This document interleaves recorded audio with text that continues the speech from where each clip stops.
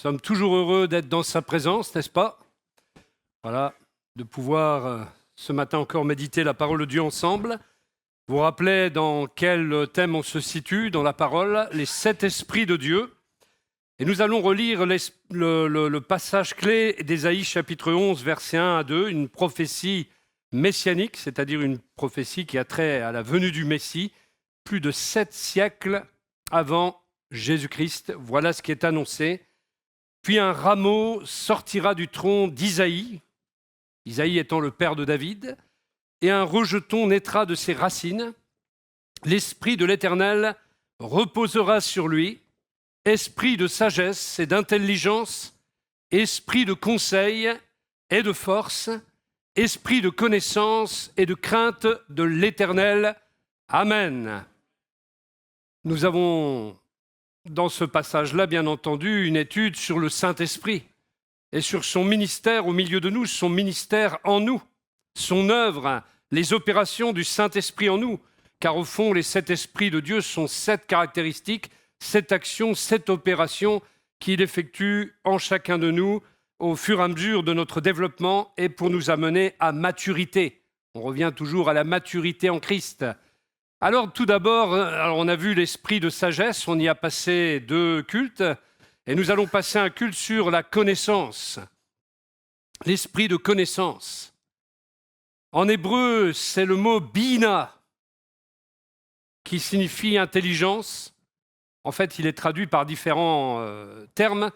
Ce n'est pas seulement connaissance, mais intelligence. Alors c'était l'esprit d'intelligence, pas de connaissance, pardon. Esprit d'intelligence, qui est traduit par intelligence, compréhension, discernement, jugement, connaissance. Et forcément, tout cela est bien lié. Dans l'esprit, il nous faut du discernement, il nous faut du jugement, c'est-à-dire savoir jauger les choses, savoir les discerner à leur juste mesure, savoir les peser, savoir faire la bonne balance en quelque sorte. Si vous êtes comptable, vous savez qu'il faut balancer les comptes. Alors, pas les balancer par la fenêtre, mais les mettre en équilibre. Je ne sais pas s'il y a des comptables parmi nous. Bon, il n'y en a pas trop, ça va. Si, il y en a. Ah, t'es comptable, toi. Il faudra qu'on parle, alors. Donc, la compréhension dont il est question ici, elle peut être définie. En tout cas, il y a un auteur, un théologien, qui l'a considérée comme la force de l'âme qui permet de concevoir, de comparer et d'interpréter les choses et d'en déduire d'autres à partir de nos connaissances. Et ça, c'est la raison humaine déjà. Voilà la définition un peu académique du dictionnaire, en fait. Et cette définition nous permet d'affirmer que Dieu a doté l'humanité d'une intelligence fondamentale, qui est donc la raison en même temps, et pour qu'elle puisse mettre en lumière sa raison d'être sur Terre. C'est pour ça que les hommes réfléchissent, se questionnent. Enfin, il y en a beaucoup qui se questionnent de moins en moins, parce qu'il y a un avachissement, un abêtissement massif de l'intelligence, parce qu'on abrutit les masses avec des programmes télévisés, des jeux télévisés. On abaisse toujours plus le niveau de l'éducation, et ce qui fait que l'intelligence n'est pas au niveau où elle devrait être. Ce qui ne veut pas dire que les gens sont dépourvus d'intelligence, mais leur muscle, qu'est l'intelligence, n'est pas musclé, tout simplement, et développé, et ce qui fait bien qu'il y a des gens intelligents, mais malheureusement, ça ne se voit pas, sur le moment. Alors, nous pouvons avoir une idée claire des choses quand on a l'esprit d'intelligence. Mais en tout cas, l'intelligence fondamentale dont nous avons été pourvus, déjà pour nous permettre de nous questionner sur Terre, elle peut aussi nous permettre de comprendre, de discerner, de percevoir et d'appréhender le monde qui nous entoure. C'est déjà une bonne chose, n'est-ce pas, Avec l'esprit d'intelligence qui vient de l'Esprit de Dieu, nous pouvons avoir une idée claire des choses, comprendre ce que nous entendons, l'analyser, le comparer aussi, établir des liens, en discuter, en déduire des choses également, en tirer des conclusions. Et c'est ce qui nous permet aussi, dans l'Église, de pouvoir aussi réfléchir intelligemment à la vision que Dieu nous donne des choses et aussi à ce que nous dit sa parole. Nous utilisons une intelligence renouvelée, une intelligence boostée par le Saint-Esprit également et éclairée par le Saint-Esprit, on va le voir. Et la compréhension nous aide à assimiler également les nouvelles informations que nous recevons tous les jours. Et aujourd'hui, on en reçoit beaucoup, alors il faut être de plus en plus intelligent finalement. Et il nous faut, avec cette compréhension, affiner constamment notre perception du monde. Si on est un peu relâché, si on est un peu, paresseux, on ne va pas beaucoup exercer notre intelligence et on va finir par mal percevoir ce qui nous entoure. Et cette compréhension que nous recevons, elle nous permet d'évaluer les choses aussi sous différents angles. Et ça permet d'accroître notre discernement et de nous rendre aussi moins vulnérables au mensonge. Et le mensonge, il est distillé tous les jours sous forme de propagandes diverses. Ça va nous rendre moins vulnérables aux informations qui sont erronées, aux sources d'informations qui sont corrompues, et dans tous les domaines, que ce soit les choses de ce monde, comme les choses même théologiques, les choses spirituelles, il y a aussi des choses frelatées, mais nous sommes appelés à discerner, à comprendre correctement la parole de Dieu pour comparer les faux enseignements qui nous sont parfois distillés à travers Internet ou d'autres canaux, pour que nous puissions filtrer tout cela et faire des déductions, des bonnes synthèses, et surtout ne pas céder à la séduction. Et je dirais que c'est même l'aptitude que nous devons apprendre. Cette intelligence, c'est une aptitude qui nous permet d'apprendre justement à résister à l'empoisonnement de notre cerveau et de notre esprit par des sources empoisonnées. Des sources, des citernes qui ne retiennent pas l'eau, dirait même la parole, pour imager les choses. Et cet esprit d'intelligence que nous recevons et de compréhension nous éclaire sur les causes des événements. Et tout cela est bénéfique, mais l'esprit d'intelligence peut nous apporter bien plus encore. La véritable intelligence, nous dit la parole de Dieu, elle consiste d'abord à rechercher Dieu. En cela, tous les hommes sont insensés. La Bible dit, celui qui dit que Dieu n'existe pas est un insensé. L'homme dit en son cœur que Dieu n'existe pas, c'est donc un insensé. La véritable intelligence, c'est-à-dire ce qui nous fait donner du sens à la vie, c'est de rechercher Dieu. Parce que celui qui dit il n'y a pas de Dieu, il est insensé dans le sens où il n'y a plus de sens à sa vie, puisque c'est Dieu qui donne un sens à la vie de l'humanité. Et si Dieu est absent, le sens est perdu. Et c'est pour ça que les gens errent de lieu en lieu, de désert en désert, dans une solitude indescriptible. Et en même temps, non seulement ils errent, mais en plus, ils n'ont pas de vision. Ils sont complètement sans gouvernail, sans boussole. Et c'est pour ça que certains font des choses effrénées, sans frein. La véritable intelligence, donc, d'après la Bible, elle consiste à rechercher Dieu, à le connaître, à reconnaître qu'il est esprit et à comprendre que nous avons besoin d'entretenir avec lui une communion, une relation spirituelle, une connexion de tous les jours. La Bible dit dans le psaume 53, verset 2, « Du haut du ciel, Dieu observe les hommes pour voir s'il y en a un qui est intelligent, qui cherche Dieu. » Alors les gens qui se croient intelligents, voyez-vous, ils en prennent un coup là, parce que si tu es juste dans ton laboratoire à chercher des formules, la Bible ne dit pas que tu es plus intelligent que ça, mais par contre, un véritable scientifique, dans son laboratoire, il devrait d'abord chercher Dieu. Et tout le reste, ses recherches devraient en découler. Et pour ceux dont c'est le cas, ils ont souvent une bonne perception des choses. Du haut du ciel, Dieu observe les hommes pour voir s'il y en a un qui est intelligent, qui cherche Dieu. Vous voyez, il y a un parallèle synonymique ici, c'est être intelligent égale chercher Dieu. Il y a une bonne équation, si vous préférez.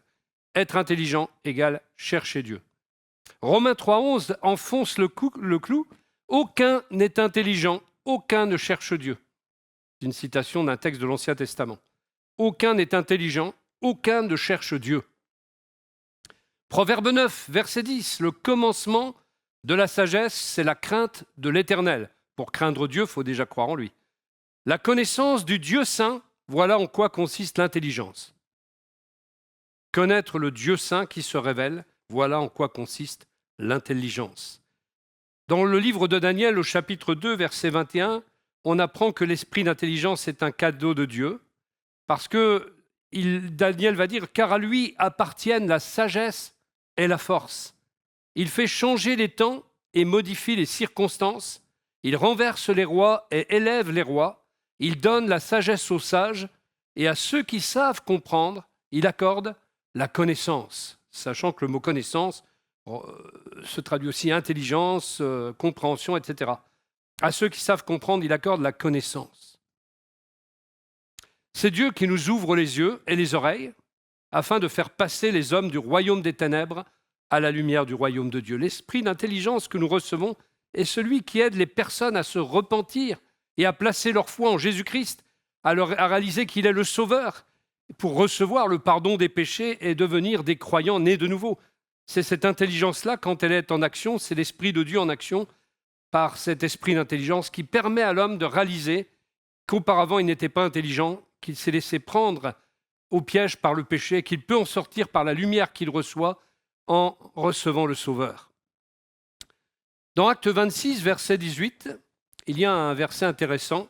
« Je t'envoie, dira Dieu à Paul, l'apôtre Paul, je t'envoie leur ouvrir les yeux pour qu'ils passent des ténèbres à la lumière et de la puissance de Satan à Dieu, pour qu'ils reçoivent par la foi en moi le pardon des péchés et une part d'héritage avec les saints. » Vous voyez, cette expression « ouvrir les yeux » est importante. Elle est en rapport avec l'esprit d'intelligence. L'esprit d'intelligence a pour caractéristique d'ouvrir les yeux des gens pécheurs pour qu'ils se tournent vers Dieu, qu'ils se repentent et qu'ils le reçoivent comme Seigneur et qu'ils soient transférés des ténèbres à la lumière et de la puissance de Satan à Dieu et reçoivent l'héritage des saints dans la lumière en même temps que le pardon des péchés. L'esprit d'intelligence est donc celui qui nous aide à comprendre, à connaître la profondeur, la puissance de l'amour de Dieu, la largeur même, la hauteur, les 4 dimensions finalement de l'amour de Dieu et tout ce qui concerne le Christ et l'Esprit Saint et tout ce qui concerne la création. Voilà à quoi il nous aide. Et nous comprenons ainsi que nous avons été créés pour vivre éternellement, afin de servir le Seigneur à la louange de sa gloire, comme l'explique Paul dans l'Épître aux Éphésiens. On apprend vite que cette vie est temporaire et qu'elle n'est qu'un temps d'épreuve destiné à nous faire revenir à Dieu comme des créatures nouvelles, en tant que créatures nouvelles, puisque la Bible dit que tous ceux qui sont en Christ, celui qui est en Christ est une nouvelle création, une nouvelle créature. L'esprit d'intelligence nous enseigne aussi l'appel que Dieu a sur nos vies, car nous avons tous une vocation, nous sommes tous appelés à servir Dieu dans un tel ou tel domaine. Nous avons tous une destinée avec Dieu et donc il nous enseigne également l'appel de Dieu pour nos vies. Il nous enseigne aussi la richesse et le privilège dont jouissent les croyants qui sont nés de nouveau, pour que nous puissions vivre les uns et les autres une communion intime avec le Seigneur et contempler sa gloire. C'est lui qui nous enseigne et nous propulse dans ces choses. C'est lui qui nous fait pénétrer en quelque sorte au-delà du voile, dans le lieu très saint de la présence de Dieu. Et l'esprit d'intelligence nous permet également de comprendre le combat spirituel avec tous ces enjeux, le combat spirituel entre le bien et le mal dans lequel nous vivons, l'enjeu étant l'adoration, puisque la question se pose est qui vas-tu adorer finalement? De qui es-tu l'adorateur?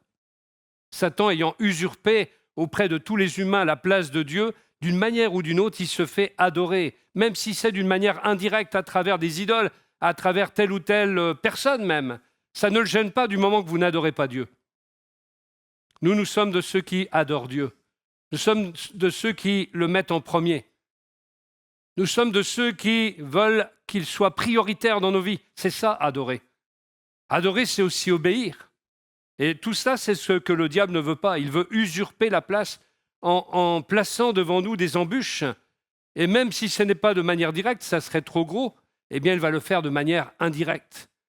La seule fois où il intervient directement, c'est quand il demande à quelqu'un de lui donner son âme. On parle de satanistes, de lucifériens, etc., par exemple.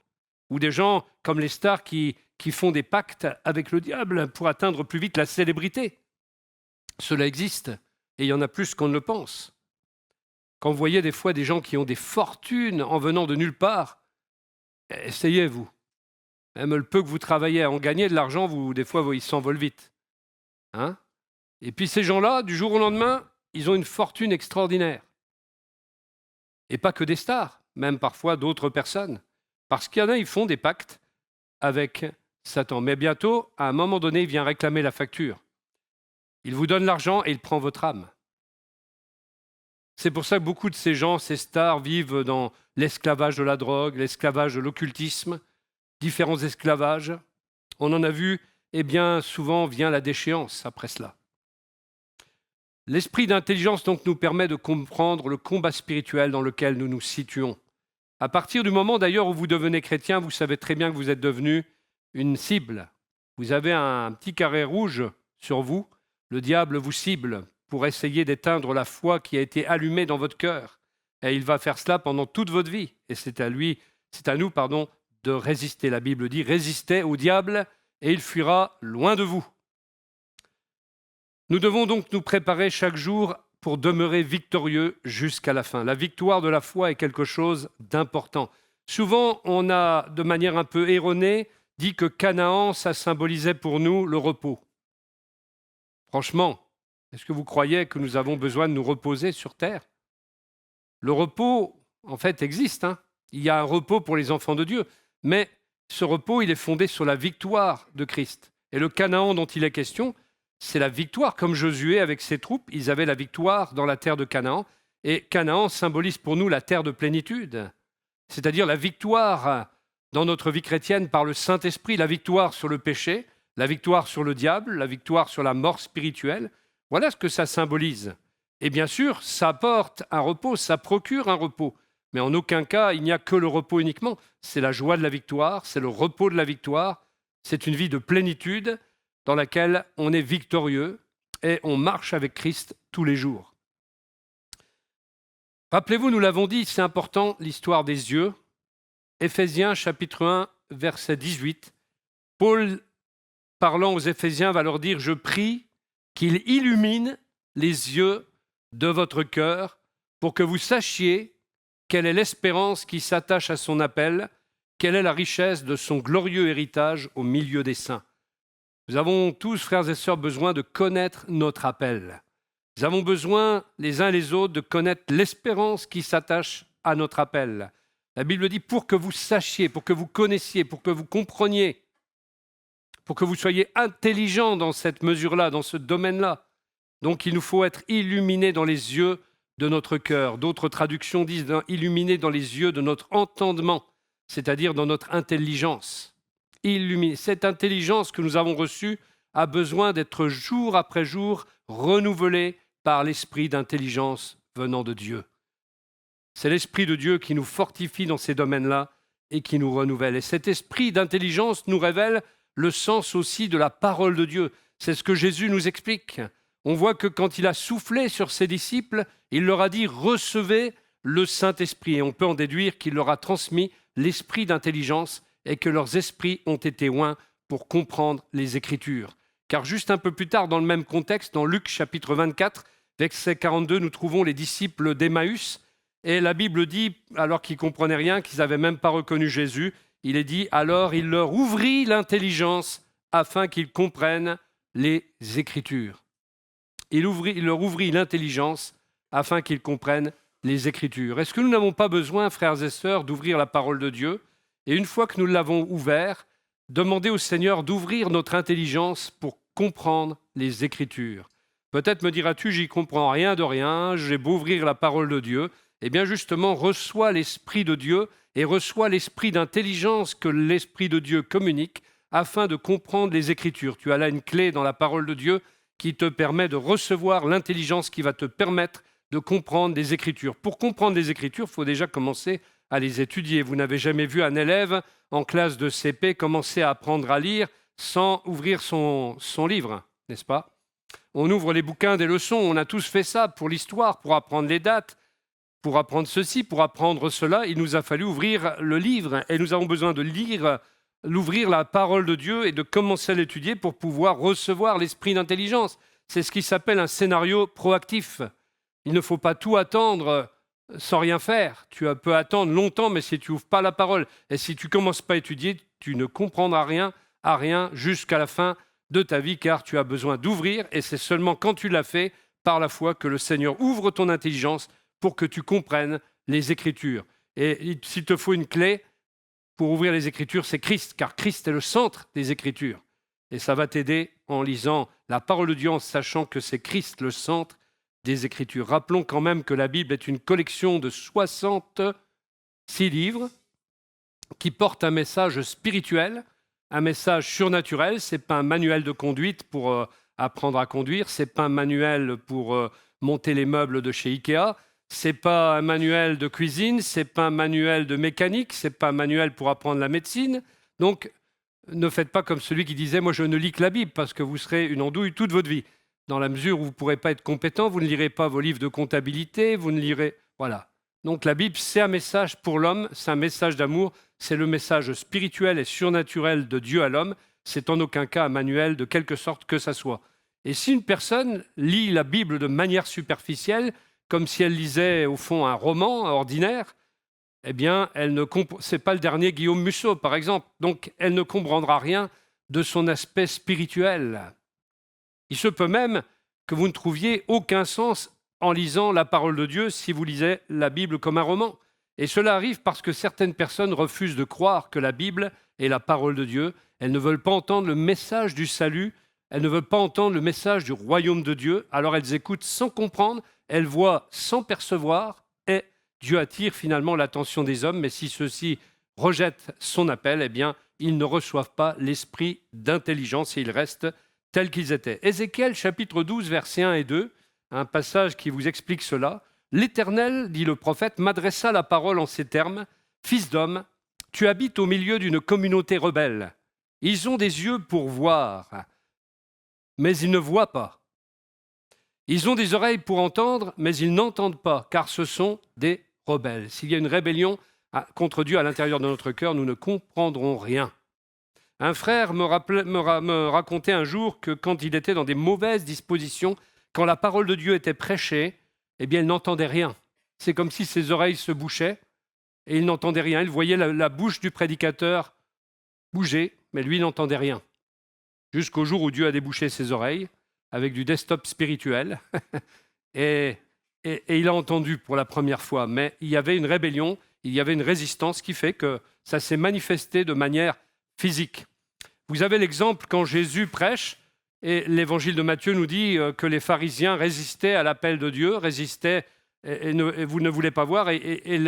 Matthieu emploie une prophétie du livre d'Ésaïe pour dire, c'était d'ailleurs la vocation du prophète Ésaïe qui avait été envoyé pour dire une parole à des gens qui allaient rien entendre, qui ont des oreilles pour entendre, mais qui n'entendent point, des yeux pour voir, mais qui ne voient point.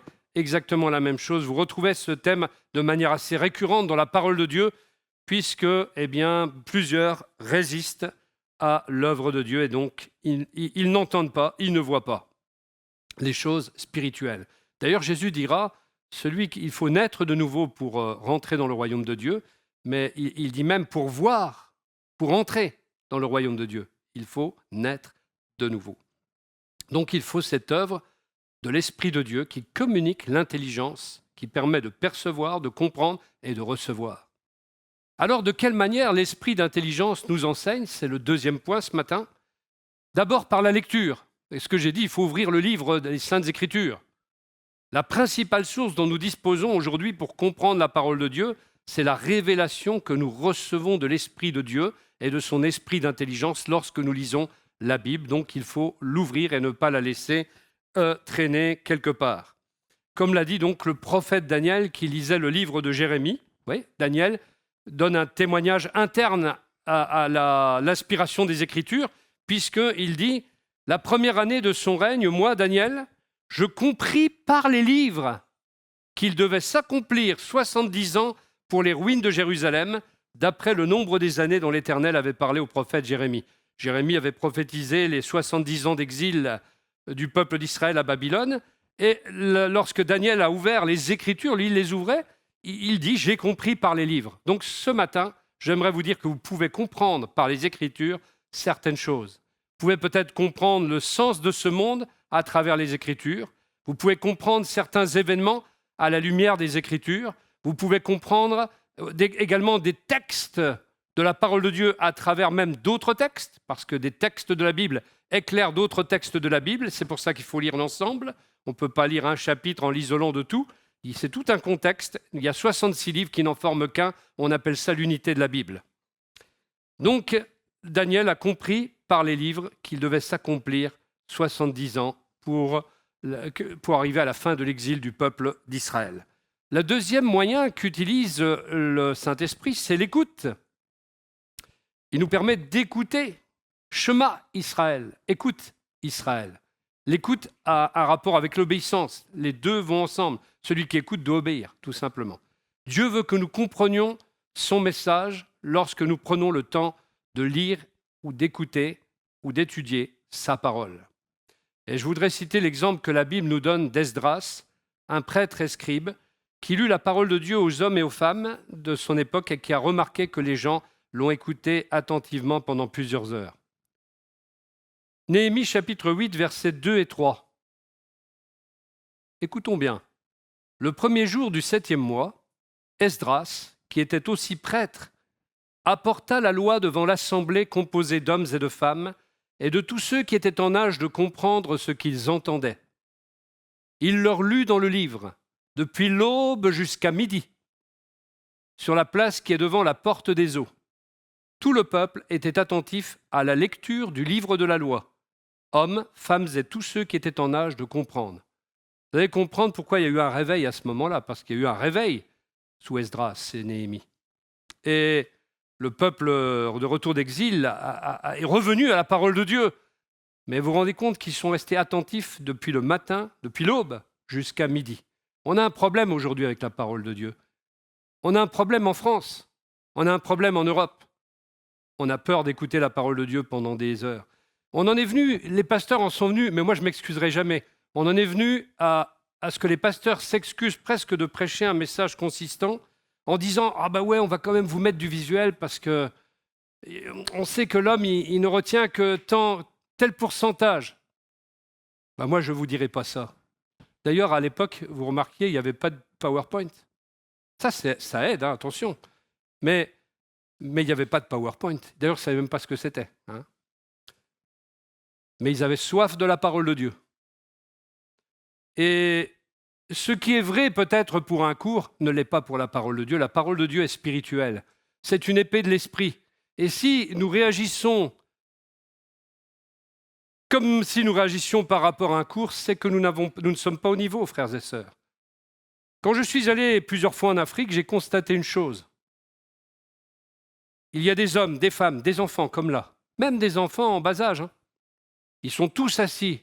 Il n'y en a pas un qui fait du bruit. Vous avez 4 à 5 000 personnes devant vous, il n'y a pas un bruit. Ce n'est pas comme des fois ici. Il y a moins de bruit qu'ici, alors qu'il y a plus de personnes. Vous imaginez? Je n'en entends pas une mouche voler. Et tous les enfants, tout ça, sont tranquilles. Sous le soleil, il y a les gens, ils ont des ombrelles et tout. Mais ils entendent la parole de Dieu. Ils sont capables de l'écouter pendant des heures. Ils ont soif. Ils sont imbibés de l'Esprit de Dieu. Il y a une atmosphère qui est là, qui est créée par leur esprit de prière, par leur communion avec Dieu, par leur soif de la parole. C'est ce qu'on appelle le réveil, excusez-moi. Et nous, combien de temps encore le pasteur il va prêcher? Oh, qu'est-ce qu'il est bavard. Ah, je crois qu'il va bientôt avoir fini. Ah, il a amorcé la conclusion. Oh mince, sa conclusion, elle dure plus longtemps que prévu. Il met longtemps à conclure. Il y a des pasteurs comme ça qui mettent longtemps à conclure, c'est vrai. On a des problèmes, frères et sœurs. Moi, je tire votre petite sonnette d'alarme spirituelle. On a des problèmes avec ça aujourd'hui. On adapte même donc les critères humains et mondains à la prédication de la Bible, alors qu'elle est tout sauf une parole d'homme. C'est la parole de Dieu qui fait autorité. C'est le guide infaillible pour notre comportement dans une société pécheresse. C'est un livre dont nous parlons avec l'autorité et la puissance qui en découlent.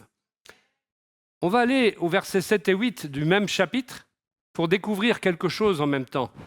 Il y avait un travail de fond. Alors Josué bannit Chérébia, pas Charabia, Yamin, Akoub, Shabtaï, Odia, Maaseya, Kelita, Azaria, ils sont nombreux, Yozabad, Hanan, Pelaya et les autres Lévites expliquèrent la loi au peuple qui se tenait debout. En plus, ils étaient debout. Ils lisaient dans la loi de Dieu et expliquaient au fur et à mesure de façon posée et distincte afin que chacun puisse comprendre ce qu'ils avaient lu. Rendez-vous compte que Néhémie faisait une pause à un moment donné et pendant la pause, ceux qui n'avaient rien compris, parce qu'il y en avait, eh bien, on leur expliquait. Vous voyez l'importance, aux yeux de Dieu, de l'explication de sa parole. Nous comprenons donc qu'Esdras lisait une portion du message, puis faisait une pause pour que les hommes qui ont été mentionnés au verset 7 là, puissent expliquer à leur groupe respectif la parole de Dieu. Remarquez également que Néhémie précise que la lecture était destinée aux hommes et aux femmes capables de comprendre. Il y avait déjà un problème. Il y en a toujours un. Il est même possible qu'Esdras ait organisé un programme pour les jeunes enfants, afin de divertir les enfants de ces familles et de permettre aux auditeurs de se concentrer sur la parole de Dieu et sur le message, sans être distraits peut-être par des pleurs de bébés. Il y avait peut-être un système de garderie, ça, c'est moi qui l'imagine. La Bible nous dit que nous avons besoin d'oreilles, c'est pas pour rien. Lisez de but en blanc la parole de Dieu, les prophètes. Nous avons besoin d'oreilles pour écouter. Jérémie nous parle même d'oreilles circoncises. Nous avons besoin de circoncire nos oreilles. Ça veut dire coupez-en un bout si elles vous gênent, pour pouvoir comprendre leur message. Si vous avez des mauvaises oreilles, il faut couper le bout qui gêne. Nous n'avons pas besoin d'avoir un quotient intellectuel élevé pour recevoir la parole de Dieu, parce que le message de l'Évangile est simple. Ce dont nous avons plutôt besoin, c'est d'une bonne disposition pour recevoir le message de la parole de Dieu, d'être comme la terre fertile qui va recevoir la semence et qui va porter du fruit après l'avoir reçue. C'est de cela dont nous avons besoin. Et dans ce sens, eh bien, nous avons également la nécessité de grandir spirituellement pour pouvoir enseigner à d'autres la parole de Dieu, comme le dit Hébreux, chapitre 5, verset 10, qui va apparaître, alors que vous devriez, avec le temps, être des maîtres, non pas avoir tous une maîtrise en théologie, non pas avoir tous un doctorat en théologie, mais être des maîtres, c'est-à-dire des hommes et des femmes qui ont compris les bases élémentaires de la foi et qui sont capables de les communiquer aux autres. Eh bien, la Bible dit, alors que vous devriez, avec le temps, être des maîtres, vous avez de nouveaux besoins, qu'on vous enseigne les premiers principes élémentaires des oracles de Dieu. Vous en êtes venus à avoir besoin de lait et non d'une nourriture solide. Il y a des gens qui ne comprennent jamais rien. Vous avez des gens, ils posent 50 000 fois la même question, vous leur donnez la réponse. Ils n'ont pas compris parce que leurs oreilles n'étaient pas ouvertes, leurs oreilles n'étaient pas circoncises. Romains 10, 17, donc la foi naît du message que l'on entend. Les oreilles. Et ce message, c'est celui qui s'appuie sur la parole du Christ. Avant chaque culte, on devrait tous imposer nos mains à nos oreilles et prier ensemble pour que nos oreilles soient touchées par l'Esprit de Dieu. Troisième manière dont l'Esprit de Dieu opère, c'est la vue. L'Esprit d'intelligence utilise différentes manières pour nous enseigner. Il peut même recourir à des exemples visuels, comme le PowerPoint. Et ainsi, lorsque Dieu demande à Jérémie de se rendre à l'atelier du potier, il va vouloir lui montrer quelque chose de manière concrète pour que Jérémie comprenne plus précisément le message que Dieu veut lui transmettre. Alors il est écrit dans Jérémie 18, « L'Éternel parla à Jérémie en ces termes, « Va, rends-toi chez le potier, et là je te ferai entendre ma parole. » Entendre, il va entendre pour voir. Ou peut-être voir pour entendre plutôt. Je me rendis donc chez le potier qui était en train de travailler sur son tour, mais le récipient qu'il façonnait avec l'argile ne fut pas réussi. Alors le potier en refit un autre, comme il le jugea bon. Là-dessus, l'Éternel me parla en ces termes. Pour quand il parle, on entend. « Ô peuple d'Israël, ne puis-je pas agir à votre égard comme a fait ce potier ?» demande l'Éternel. « Vous êtes entre mes mains, comme l'argile entre les mains du potier, communauté d'Israël. » Voyez, le Seigneur donne une image à son prophète. Et plusieurs fois dans les livres prophétiques, vous trouverez des images. Jérémie, par exemple, à l'image de l'amandier, par exemple. Il y a toutes sortes d'images. Ézéchiel en reçoit encore davantage, même, il me semble. Il y a plusieurs images qui sont données, même à travers, je dirais, une sorte de mime prophétique, puisque à un moment donné, Ézéchiel, pendant plusieurs jours, il doit se retourner d'un côté, ensuite de l'autre, comme un gâteau qu'on retourne, vous voyez. Et il y a plein de choses comme ça, plein d'images qui sont employées dans les livres prophétiques. Quatrième élément, les visions. Le Seigneur utilise aussi parfois des visions pour expliquer certaines choses aux hommes ou pour leur communiquer des révélations ou des prophéties. On a le cas, par exemple, du prophète Jérémie, on a le cas du prophète Amos, on a le cas du prophète Ésaïe, on a le cas du prophète Ézéchiel, on vient de le dire, de Zacharie, de l'apôtre Pierre également, avec la vision d'une nappe. D'ailleurs, elle apparaît, je crois, non? Juste après. Allô? Oui. Vous voyez la nappe de l'apôtre Pierre? Et le livre de l'Apocalypse, c'est une révélation que Jésus-Christ a donné à son apôtre Jean également. Il y a toutes sortes d'images. Il y a l'image de l'agneau, il y a l'image du lion de Juda, il y a tout plein d'images dans le livre de l'Apocalypse qui sont autant de symboles qui sont donnés à l'apôtre. Les 7 coupes, etc. Et il a consigné par écrit tout ce qu'il a vu, l'écriture étant très importante aux yeux de Dieu. Apocalypse chapitre 1, versets 1 et 2, révélation de Jésus-Christ. Apocalypsis en grec, de Jésus-Christ. Cette révélation, Dieu l'a confiée à Jésus-Christ pour qu'il montre à ses serviteurs ce qui doit arriver bientôt. Et Jésus-Christ, en envoyant son ange, l'a fait connaître à son serviteur Jean. En tant que témoin, celui-ci a annoncé la parole de Dieu que Jésus-Christ lui a transmise par son propre témoignage. Il a annoncé tout ce qu'il a vu, toutes les visions reçues. Apocalypse, toujours chapitre 1, versets 10 et 11. Le jour du Seigneur, l'Esprit de Dieu se saisit de moi, et j'entendis derrière moi une voix forte, pareille au son d'une trompette. Elle disait, « Inscris dans un livre ce que tu vois, et envoie-le à ces 7 églises. » Inscris dans un livre ce que tu vois. Au fond, tous les auteurs bibliques qui ont écrit pour chacun une portion de la parole de Dieu ont reçu par l'Esprit des choses et les ont écrites. Moïse, avec toute l'histoire du tabernacle qu'il a vu, il a vu le modèle céleste et il a reproduit sur terre le tabernacle, et il a écrit la description du tabernacle, etc. Inscris dans un livre ce que tu vois et envoie-le à ces 7 églises.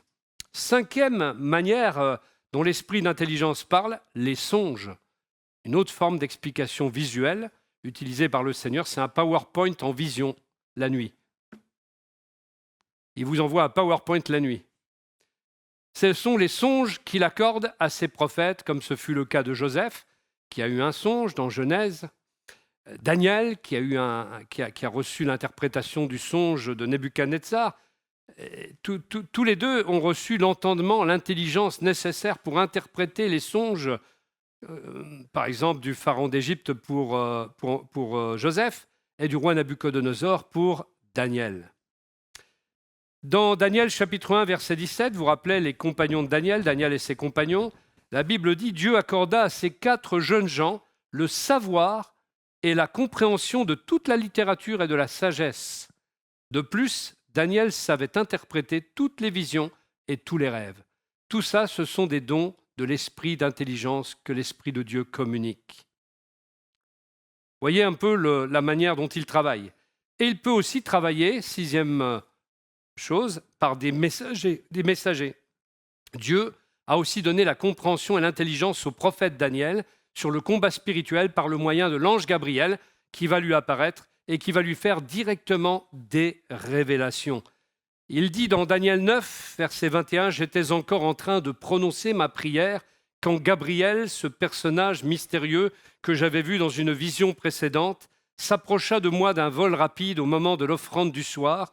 Il s'entretint avec moi et me donna des explications en me disant, « Daniel, je suis venu maintenant pour t'éclairer. » Dieu a donc envoyé un ange pour éclairer Daniel. « Dès que tu as commencé à prier, un message a été émis, et je suis venu pour te le communiquer, car tu es bien-aimé de Dieu. Sois donc attentif à ce message et comprends cette vision. » Il envoie un messager pour l'éclairer, qui lui dit aussi d'être attentif, concentré finalement, et de comprendre la vision, de recevoir au fond l'esprit d'intelligence qui est en lien avec la vision reçue et le combat spirituel en cours. Et si vous avez des difficultés à comprendre un passage de la Bible, vous pouvez considérer ce que Jésus a fait lorsque les apôtres n'ont pas compris tout le sens de la parabole du semeur, parce qu'en tant qu'enfants de Dieu, eh bien, il nous était accordé de comprendre les mystères du royaume des cieux. Alors, si nous ne comprenons pas un passage dès la première lecture ou dès la première écoute, il faut faire comme les apôtres, ils ont demandé à Jésus une explication de la parabole. Ça peut signifier qu'on peut demander dans la prière à Jésus de nous révéler le sens du passage que nous sommes en train de lire. Et de notre côté, nous devons aussi faire notre part en étudiant les Écritures, avec l'aide de commentaires bibliques. On voit ça, par exemple, dans la formation de disciples actuellement, en lisant des livres, en regardant des vidéos, en posant des questions à d'autres croyants, etc. Et vous verrez alors que le Seigneur donne la réponse et qu'à travers la puissance de l'esprit d'intelligence, vous pourrez comprendre la vérité des Écritures que vous êtes en train de lire. Troisième chose que l'esprit d'intelligence va faire, il travaille en communion avec l'Esprit Saint. Lorsque nous recevons le Saint-Esprit dans nos cœurs, c'est lui qui nous permet de comprendre la miséricorde que nous avons reçue par Dieu à travers Jésus-Christ.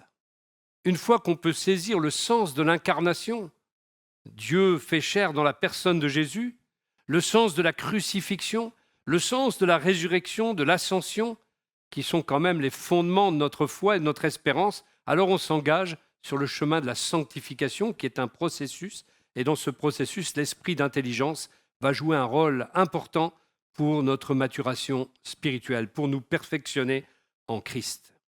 Colossiens chapitre 1, verset 9.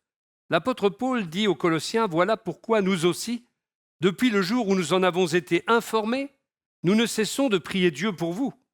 Nous demandons que vous soyez remplis de la connaissance de sa volonté, en toute sagesse et intelligence spirituelle. » Vous avez des fois des chrétiens qui vous disent « Ça y est, je suis rempli de la connaissance de la volonté de Dieu », qui font exactement le contraire de ce que Dieu a dit.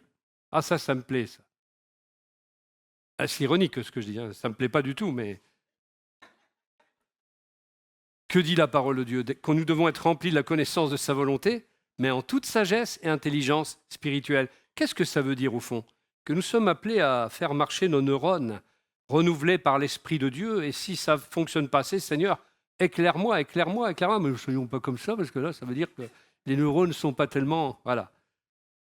En toute sagesse et intelligence spirituelle. C'est pas vain ce qu'on est en train de faire là, ce matin. On est en train de discerner toutes ces caractéristiques de l'Esprit de Dieu, ce qu'il veut faire en nous. C'est du pratique en vérité. Nous cessons d'être l'homme charnel, l'homme à la nature pécheresse uniquement, doté d'un entendement limité aux réactions de la chair, aux réalités de la chair, incapable de comprendre les choses spirituelles du Seigneur. On cesse tout cela. Et grâce au miracle de la grâce divine qui nous a transformés en créatures nouvelles, on peut voir et entrer dans le royaume de Dieu et pénétrer ses vérités. Et les mystères du royaume nous sont ouverts. 1 Corinthiens 2, verset 14, un verset très important, une déclaration de l'apôtre Paul. Mais l'homme naturel, charnel, avec sa propre intelligence, qui repose sur sa propre intelligence, n'accepte pas ce qui vient de l'Esprit de Dieu, car c'est une folie pour lui.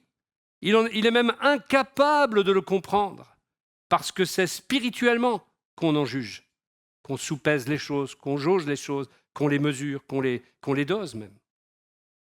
Pour accomplir ces desseins, le Saint-Esprit se manifeste à travers la parole de Dieu avec les esprits de sagesse et d'intelligence.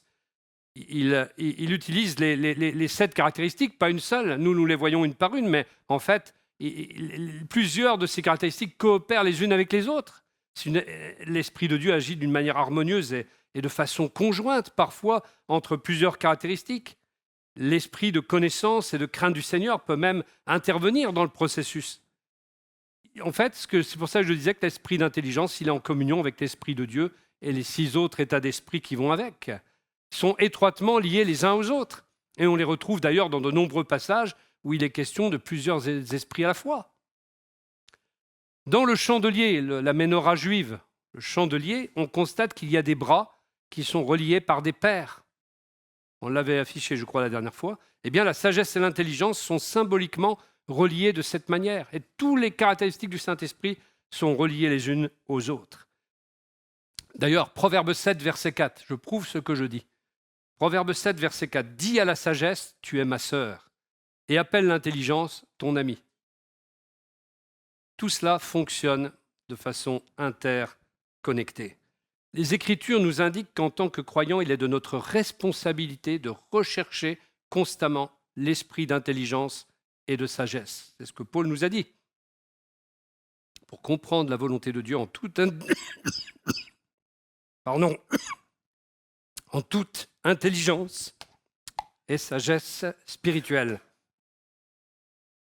Cela nous aide à faire croître notre foi dans la maturité lorsque nous recevons ces dons de la part du Père. On va un peu plus loin, Proverbe 4, verset 5.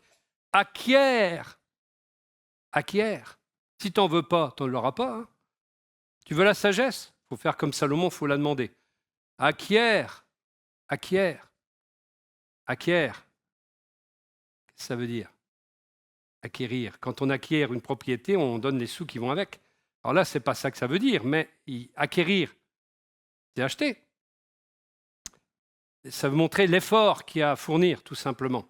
Vous n'allez pas donner de l'argent pour avoir de la sagesse, mais vous allez fournir l'effort de demander la sagesse. Acquiert la sagesse et l'intelligence. Vous voyez, les deux sont ensemble. N'oublie pas ce que je t'ai dit et ne t'écarte pas de mes recommandations. Psaume 119, verset 73, le psaume de la parole de Dieu. Tes mains m'ont façonné et affermi. Accorde-moi l'intelligence pour que j'apprenne ou comprenne même tes ordonnances. Le Saint-Esprit nous bénit constamment par l'esprit d'intelligence, de connaissance qui est étroitement lié à ceux de la sagesse et de l'entendement. Proverbe 14, verset 6, le moqueur cherche la sagesse et ne la trouve pas, mais pour l'homme intelligent, la connaissance est chose facile. Plus vous allez rechercher, plus vous allez connaître, plus ça va être pour vous facile de connaître parce qu'il y a un muscle qui est en train de se développer qui s'appelle l'esprit d'intelligence. Je ne parle pas de notre intelligence naturelle, je parle de l'intelligence spirituelle, bien entendu. Même si, parallèlement, plus vous utilisez votre intelligence reçue à la naissance, plus elle se développe aussi, plus elle se muscle, mais c'est pareil. Hein? C'est toi qui es bonne en mathématiques, je sais bien. Non, c'est pas vrai. C'est le contraire, je sais. Mais quand tu développes ton muscle des mathématiques, si tu développes ton muscle des mathématiques, même si tu n'aimes pas les mathématiques et que tu n'es pas bonne en mathématiques, malgré tout, tu vas être meilleur que celui qui est le plus médiocre dans les mathématiques, tu es d'accord? Parce que tu auras essayé.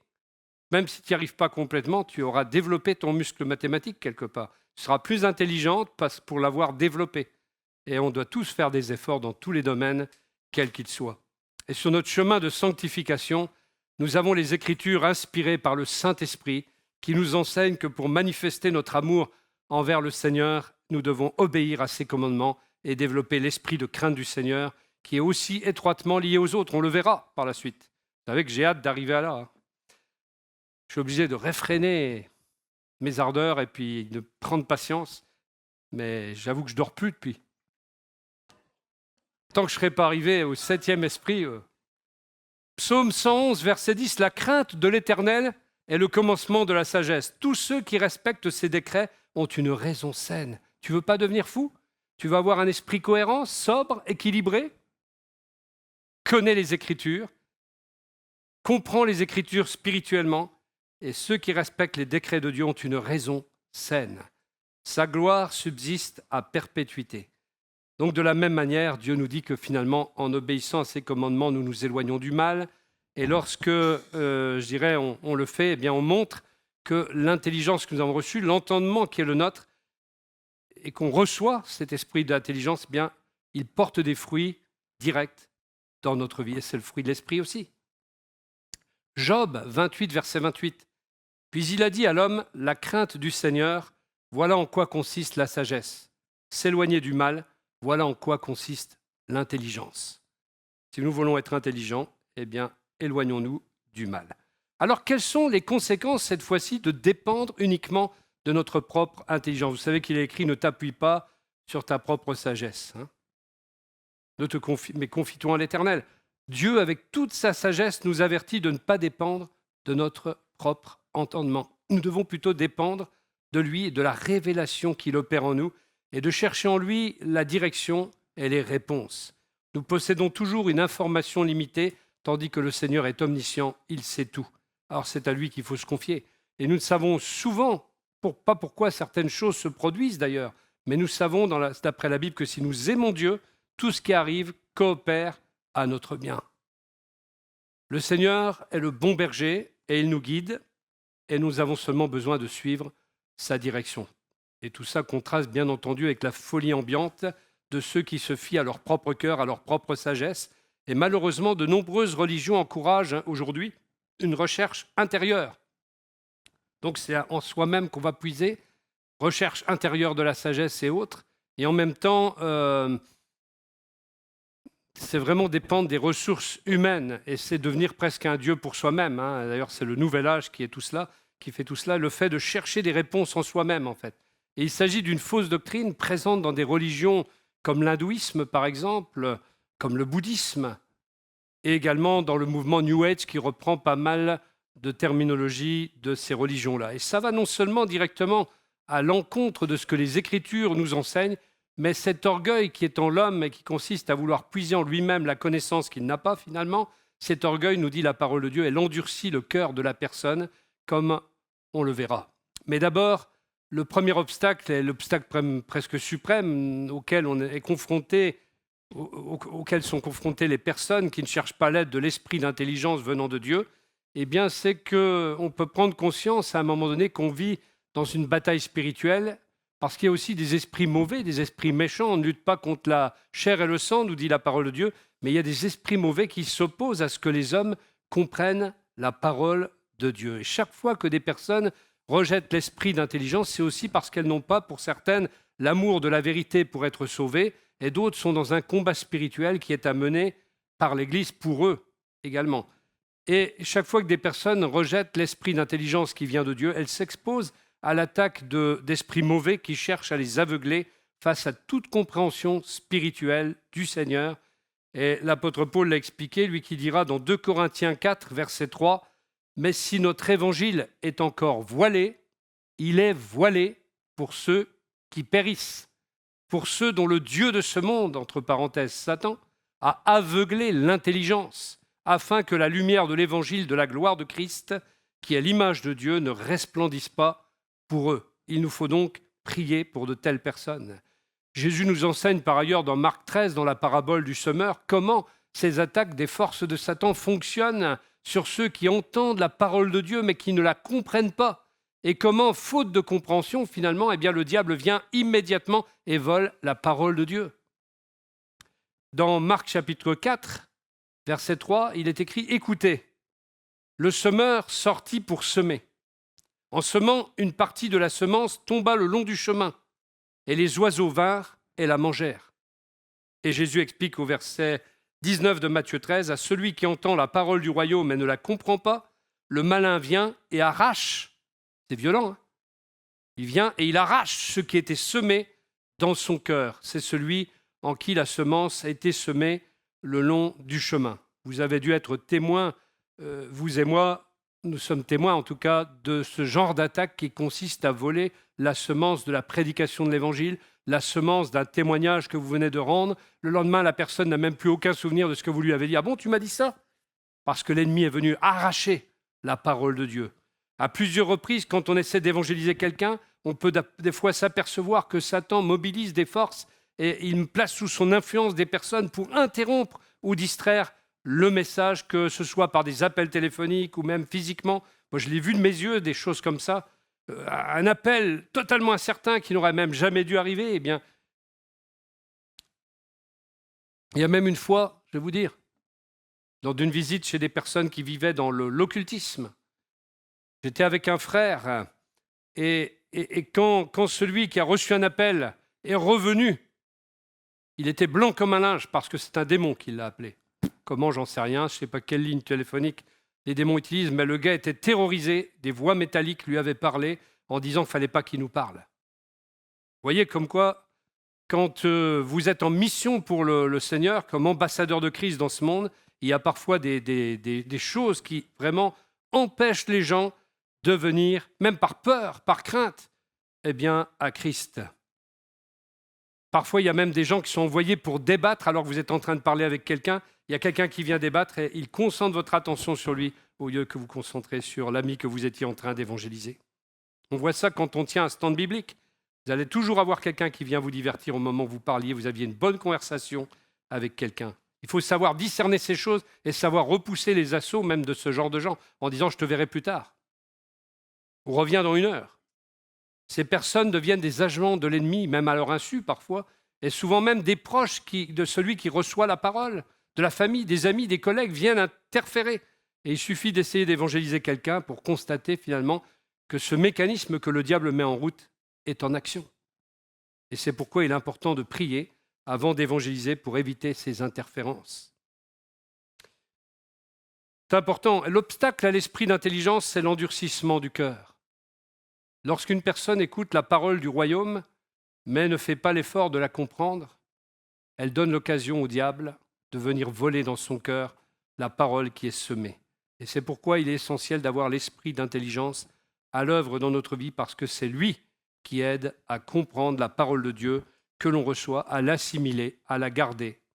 Et tout cela est important parce qu'il ne suffit pas d'entendre, il faut comprendre le message et intégrer son enseignement dans nos vies. Et c'est valable même pour nous chrétiens. Ne croyez pas que le diable ne vient pas voler de temps en temps un enseignement que vous avez reçu. Surtout quand vous êtes accusé par l'ennemi.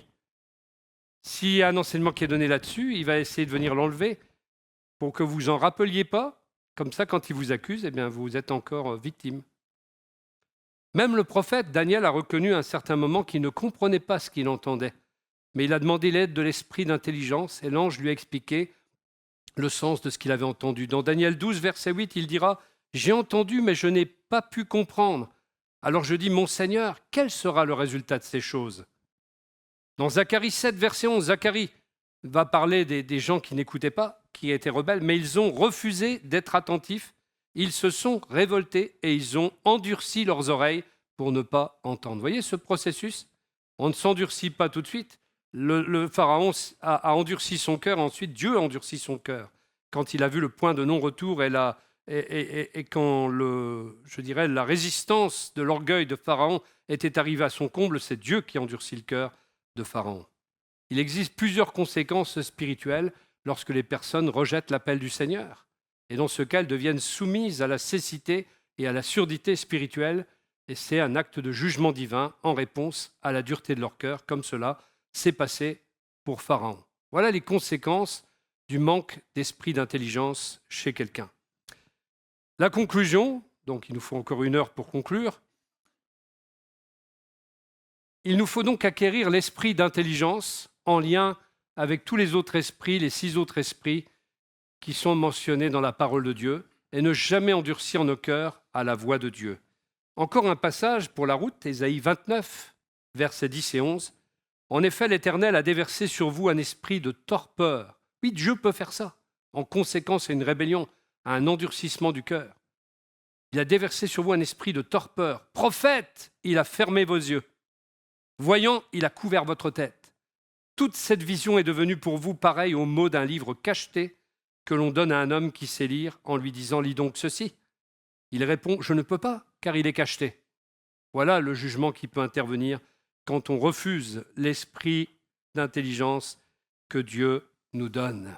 Alors soyons pourvus de cet esprit d'intelligence. Recevons la parole de Dieu avec douceur dans nos cœurs, car Dieu veut la planter, et recevons l'esprit d'intelligence qui nous permet de connaître les explications, le sens de ce que nous recevons, de ce que nous lisons, de ce que nous voyons.